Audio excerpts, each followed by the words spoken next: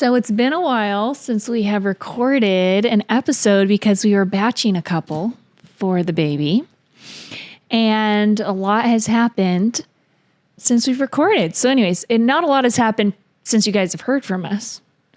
Well, actually a lot has. Both ways. Anyways, so we're just going to give you guys a update today on what's been going on the last week. Anyways, if you enjoy the podcast, it always encourages us when you leave a rating or review. We thank you guys for that. And thanks for liking and following along on YouTube as well, as we are now in the new year and it is 2025. And we're just excited to see what the Lord has for this year and where he takes us on the podcast.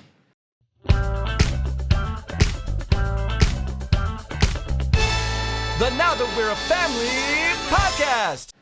Yeah, there's really two things that we want to discuss in this episode. And one is one of the most exciting things you can experience on earth, and that's bringing a child into the world. Hint, hint, we had our baby. That's what we want to talk about, one of the things.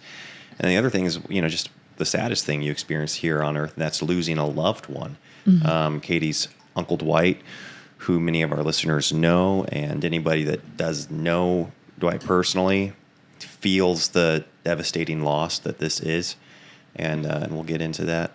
But yeah, tragic death. Leaving behind his 10 children and his wife, Marilee. And this all happened within, I guess it wasn't 24 hours, but within about 36 hours. Mm-hmm. We had our baby, and then Uncle Dwight passed. So yeah, we want to talk about that. We'll give you guys the birth story, I think, and then kind of go into Uncle Dwight, who he was to us, and yeah, you guys, I'm sure, will be praying for his family, and yeah, his children, his siblings. He was just an important figure, a critical person in many people's lives. I mean, you think first of his children and his wife, but he was monumental, larger than life to a lot of people. And so, and maybe we could just talk about that first. Yeah. It was one of those things where sometimes I don't know what to talk about that's going on in our lives that would be applicable or appropriate to talk about on the podcast. And a personal family death is one of those things where obviously it is impacting us a lot. It's impacting those that we know close to us a lot. But then you go, okay, well, do our listeners, is this pertinent information to be sharing?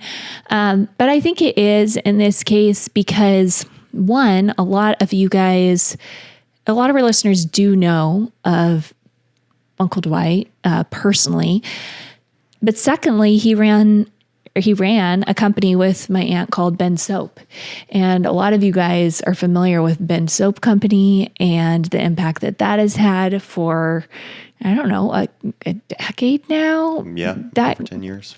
Over 10 years, a lot of you know and love their product and so are connected to him that way because maybe you've ordered soap for years. I know that anytime I used to share about Ben Soap on Instagram and just say how much I loved their product, I would just get hundreds of you guys messaging and saying, Ben Soap is the only soap we use. So I know that our listeners are really connected that way, even if it is 1 degree removed through a product. And then thirdly, I was thinking about it, and we just had their family on the podcast. We just had Uncle Dwight and Aunt Marilee on the podcast. I don't know. I think 2 months ago. 2 months ago. We'll link that episode down below if you're curious about, who we're talking about. I just encourage you to go listen to it and be encouraged by Uncle Dwight and Aunt Marilee and their vision for the future and their vision for their children. And so anyways, those are just a few reasons where I just felt like I feel like you guys are connected in some way to this loss as well. It's primarily personal, to our family. But it is something that we want to let you guys know about here on the podcast. Yeah. And, again, I'm sure many of you, if you met Dwight, then you don't forget it. He really is a unforgettable person. And it's crazy, not just the, emotional support that he was to us, the inspiration he was to us, but the practical support that he was to us. And it's bizarre how when we consider the role he played in our life, how so much of our practical life right now, what we do for work, where we live, our children, Dwight was so influential in that. He was just a huge advocate of big families, of having a lot of kids. He was an entrepreneur. He was the first entrepreneur I met, or that I was aware of meeting. I was 11 years old when he came to our family's house, and he just had this huge personality and these crazy stories. And I remember him calling himself, he was like, "Oh yeah, I'm an entrepreneur." And I'd never heard that word. And I thought, well, I want to do that. That was the first time I heard the word. And I was like, I want to be that, because this guy was just the most, I guess, winsome and memorable character that I had met in my life. And the little did I know that through him, I would meet your dad, Chad, and then meet you, and get married. And from that day forward, though, he's continued to have just a profound and huge impact on my life in very practical ways. And it's again, these things can sound so cliche, but he was a hero. He was one of my heroes in life, and I know for a fact he was that to many people, where people were just inspired to make practical changes in their life. I mean, just think of the families that moved to be close to him, families that started businesses because of him. The families that were encouraged to have more children because of him and his encouragement in that area. And how many children probably exist, today, because he was encouraging the husband, or the mother and the father to be like, have a big family. And so, yeah.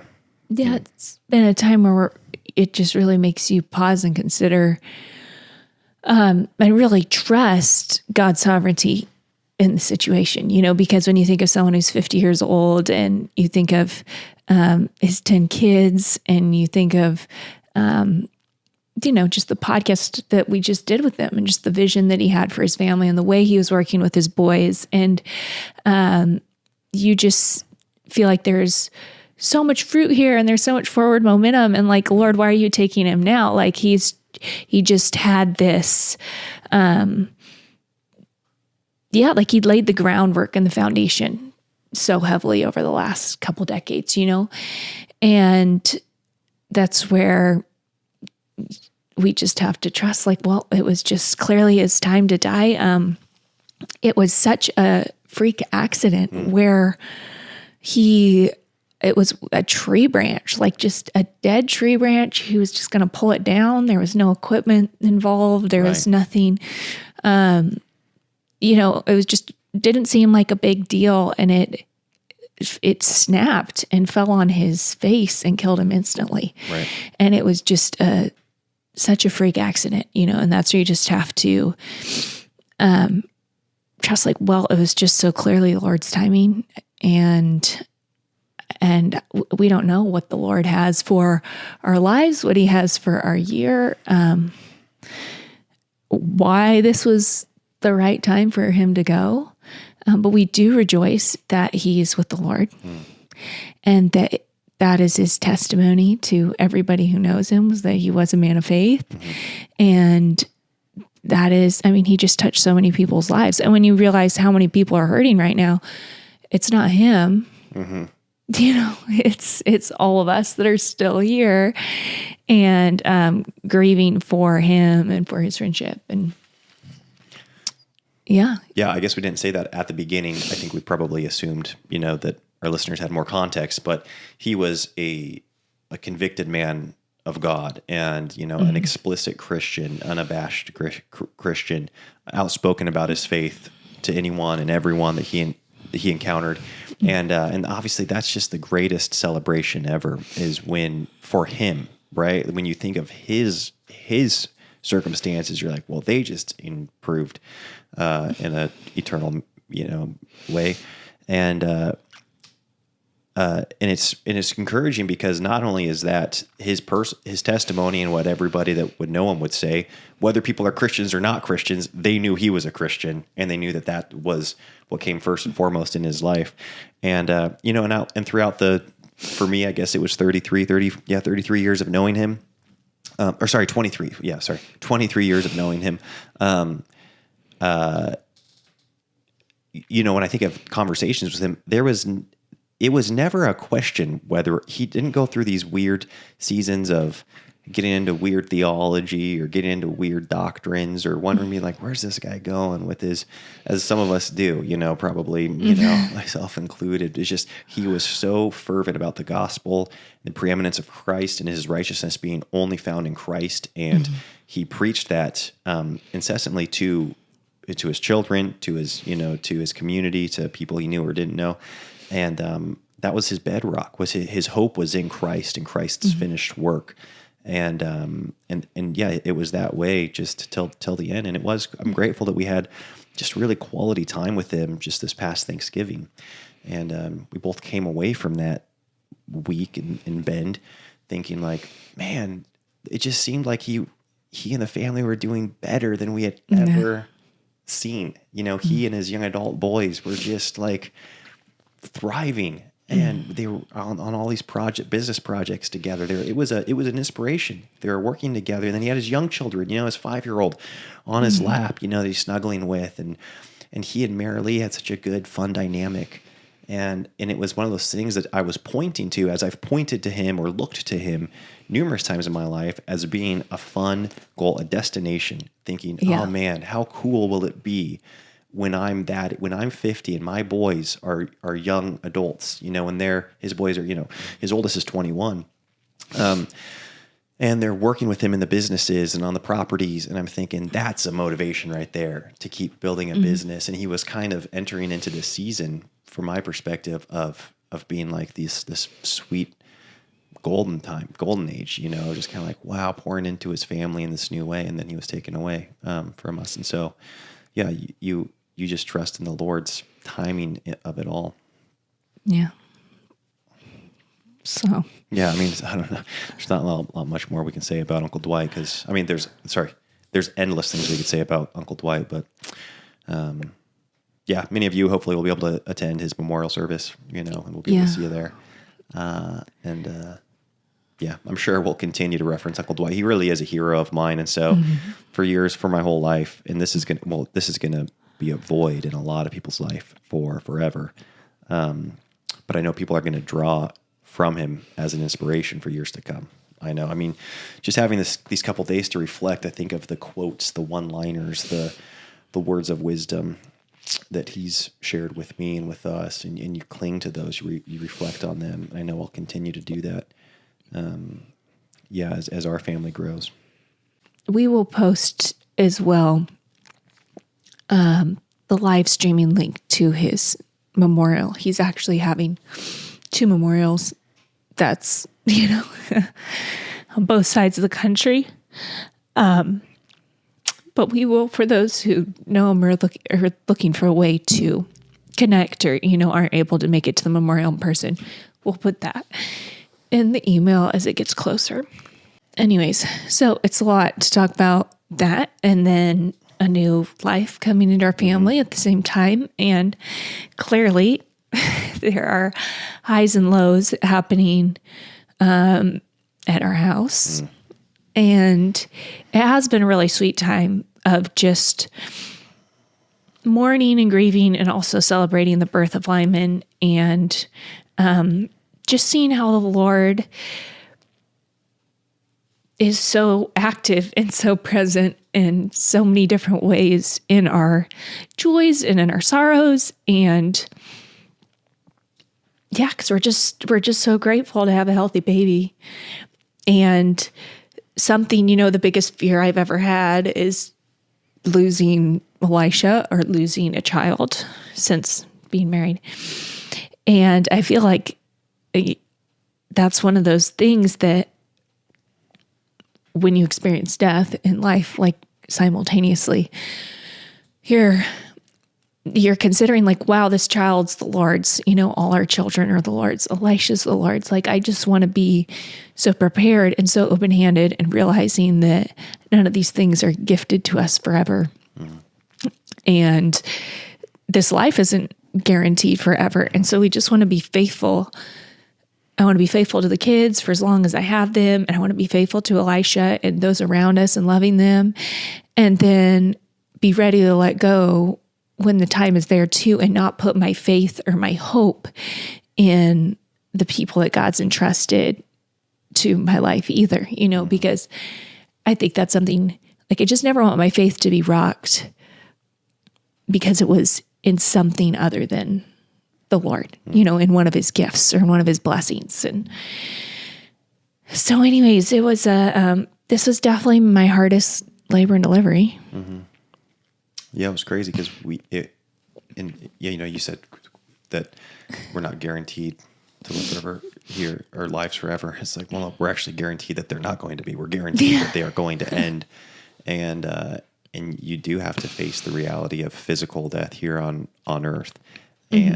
And the losing of loved ones, the losing of your own life, and the timing, you put down on paper your preferred timing. Mm-hmm. You never want to bury a child. You don't want your siblings to go early. You don't want your spouse, you want to die in bed with your spouse on the same night, right? Yeah. You have all these preferred things. You want your parents to live into their old age, and you want to be able, you want your kids to meet their great grandparents. You have all these preferences, and sometimes the Lord sees it fit to really give you the gift of many years, right? With the people that matter most to you.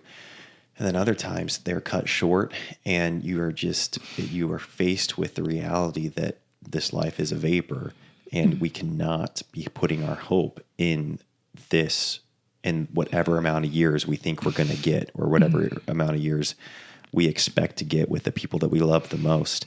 And that there is, there is an eternal hope that we get to look forward to. To live is Christ.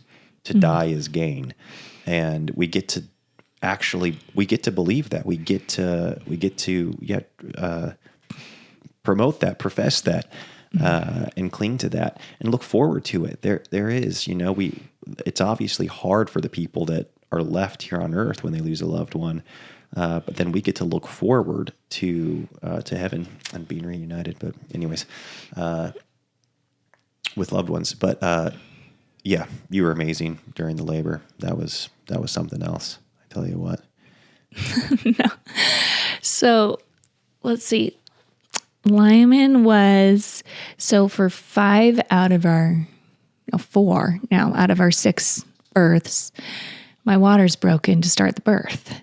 And so it's this real clear, okay, it's go time, contractions start, and we're able to have a smooth birth. And this one really threw me off because the contractions just started through the day. And I was walking around the store. I really felt like we needed to get groceries. We got a lot of groceries. I didn't have any blankets, any kind of delivery blankets. And so I was 37 weeks and 3 days, and I had Leon and Lewis help me. Well, they did it themselves actually, but they each sewed a little delivery blanket, and Leon and Lucy wanted to get out all the stuff and for home delivery and put it by the bed. And so they were doing that in the afternoon, and there were so many other pressing things to do. And I remember telling Elisha, I was like, I know it seems weird to be doing a sewing project right now, but I really feel like we need to be doing this. And then you came home to dinner.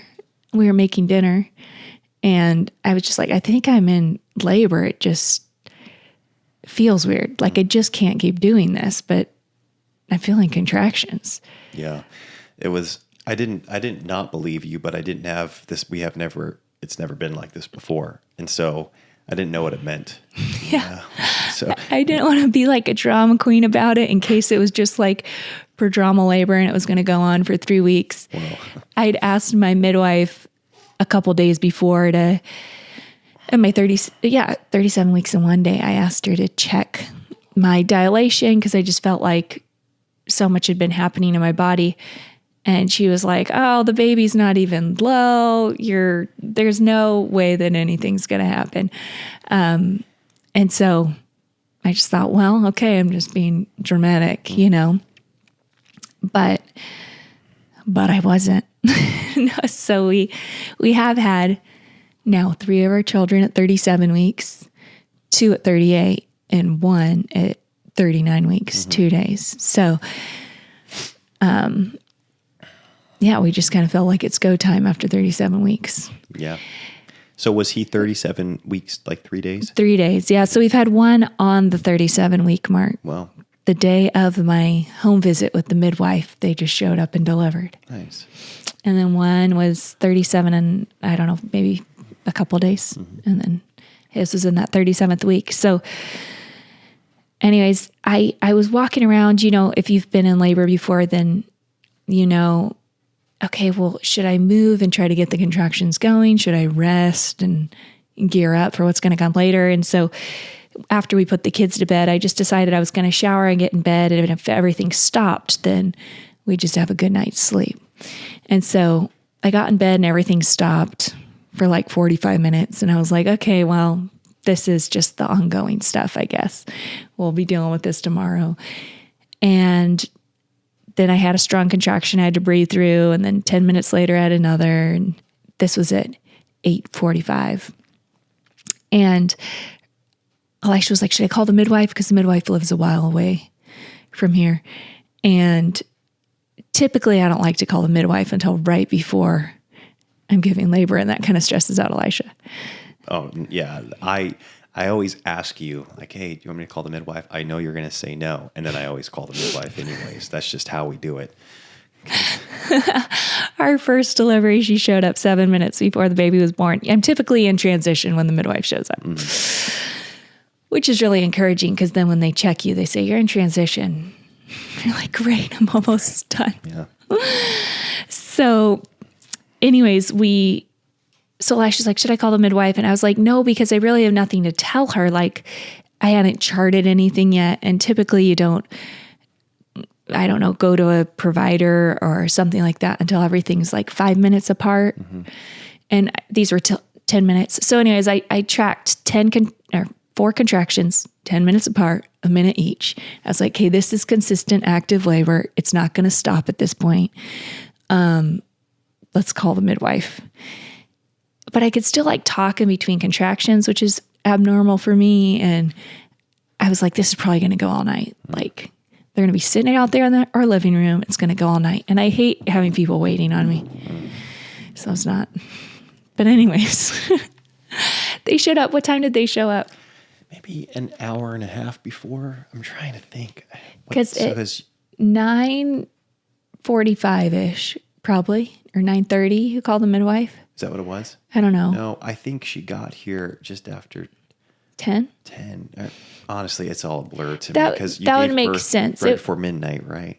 Yeah. So anyways, labor, like I started getting consistent contractions around 9. Okay. They stayed 10 minutes apart and just the contraction got a lot stronger, but it stayed a big distance and never got shorter until I hit transition.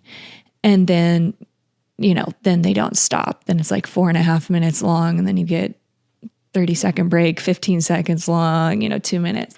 So then it just kept going in transition. And I kind of knew where that spot was because we've done it a few times now.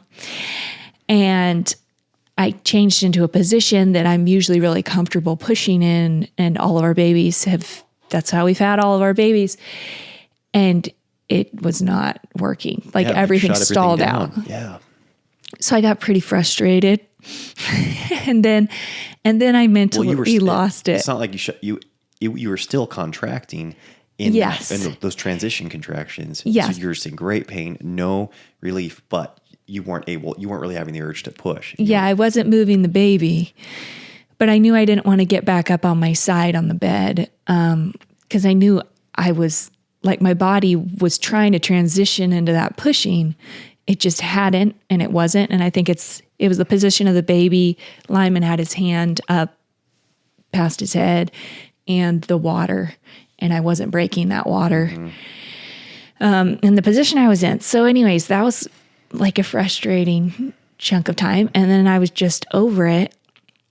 And I mentally lost the clarity to control my to work with my body. And that's always been a really good thing when we've had our labors is I feel like I'm consistently working with my body. Yeah, this was a departure from anything I've ever seen from you in labor, because you've always worked through the contractions. You've obviously been in great pain, but you've been very controlled in your pain, and you've breathed through your contractions very systematically, and this time was not like that. Not at this point. No. It was up until this point. Yeah, it was only probably like 10 minutes that you were 10. Like kind of out of control. Yeah. Then I just mentally lost it. I was like, I don't know what to do. Get this baby out of me. Like, I cannot keep doing what I'm doing. That's all I know. And I don't know how to get it out. So anyways, my midwife, we ended up kind of by default getting into a couple different positions. We just lost it. And then all of a sudden the pushing kicked in. And I think it was like 2 pushes and Lyman was out at that point. As soon as it was like such relief, my water broke, pushing started. A couple minutes later, he was here. And so that was just really relieving. Yes. I remember I was so relieved when the water finally broke, because we knew nothing was going to Nothing could come till the water did. What's going on? And so that was really encouraging. And then seconds later, you were pushing and he was out. So. Yeah. So that was a relief. But anyways, the whole labor experience was from 9 to 11:30. So it was still quite short. But it was just different than anything we'd experienced before. And so we were really relieved when he was here and came out healthy. And that's the other thing. He was 7 pounds and 5 ounces, which 7. we were really happy with in terms of him being 37 weeks. Yes. Yeah. Because we have had some pretty small babies, some 5 and 6ers. Yep. Yeah. And this is our heaviest baby was the one that did go 39 weeks. And so that kind of seemed to make sense. And so we were, and then he's been our second heaviest. Yeah. But also our second earliest. And so. Yeah, all the stats. So anyways, we were, just like really happy with, because obviously having a little heavier baby makes it easier to nurse, and he nursed right away, and everything's been really smooth on a healing standpoint and all that. He's how old now? Well, when this goes up, he'll be exactly a week. He was born January 2nd. Yep. But we're filming this a bit before. Yes. So we're just praising the Lord for a healthy baby, and just so grateful for him and grateful he's here. It was a huge blessing because the midwives left around 1:30 in the morning. We were able to get some sleep, and the kids, bless their hearts, did not come in until 7:30. And I could hear them getting up and going to the bathroom, and they know they aren't supposed to get out of their, they can go to the bathroom, but that's it. They can't, get going on the day. Get going on the day till 7:30. And I would hear them coming out of the bathroom, and they could see that there was still some medical stuff in the bathroom, and Elisha had taken down the bed so it was lower to the floor, and so they could see the mattresses out in the hallway. And I just kept thinking, I hear them at 5 and 5:30, and I'm like, they're going to come in here, and as soon as they see the baby, we're up for the day. But they didn't. They just kept going back to their bed with their suspicions. Yes. And they didn't come in to confirm them till 7:30. So that was a really big blessing to get some sleep before they all woke up. Yeah, you're right. Because a couple of your labors have gone, the time that they started basically prevented either of us from getting any sleep that night. Yeah. And those were always hard days following that, but it was a huge blessing being able to sleep. I would say, I don't know about you, but I slept great from 2 to when the kids woke up. Yeah, 2 to 7. I don't know, a few hours. Yeah, a few hours. And that was so nice to be able to get going the next day and be with the kids. Yeah, big day for Elisha. He just rolls right into it, and I got to stay in bed. But well, then we did get support from your mom and dad, and 2 of your siblings came the next day, the next evening. It's true. Great. And then your sisters have been in town too. So yes, we've been very loved and supported, and very grateful for that. And we're just adjusting to having 6 little guys. I'm just feeling very grateful. Yeah, very grateful. This guy's awesome.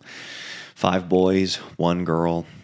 So Katie mentioned his first name a couple times. So his full name is Lyman Rockwell Voberg, and it's Lyman. And if you've been paying attention, you will know that this is, the sixth vowel, A-E-I-O-U, and sometimes Why? And so we've got all the vowels now with the L names, which is kind of a fun way to keep them all straight. In case we ever forget who's who, we can just remember the vowel. I know. I feel bad because I call Lionel and Lyman now the same name. And obviously they both have that lie sound. And so that's something we were considering. But Elisha reminded me that up until this point, we've been confusing Lawrence and Lionel. And Well, not up until this point. I think just anytime we've had a new child, you always... Up until this point, I can speak for myself at least.